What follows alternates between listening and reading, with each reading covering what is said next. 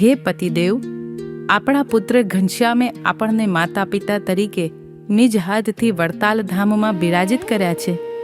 એ જ વડતાલ ધામમાં આ કાર્તિકી સમયમાં જાણો છો ને તમે શું થવા જનાર છે?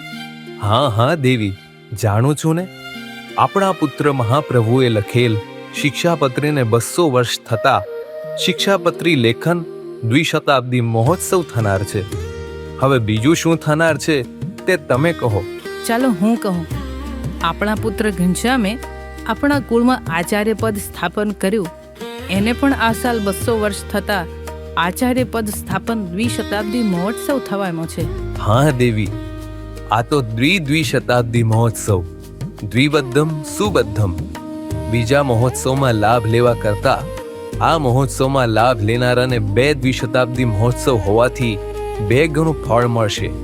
તો ચાલો પતિદેવ, આપણે આખા સંપ્રદાયને આવું ડબલ ફળ અપાવવાનો આગ્રહ રાખીને આમંત્રણ આપીએ. હે વાલા અમારા ધર્મકુળ આશ્રિત સર્વે સત્સંગીઓ, જલ્દી જલ્દી વડતાલ ધામ આવો. દ્વિશતાબ્દી મહોત્સવનો લ્યો લાવો. અતિશય ફાવો અને સુખિયા થાઓ.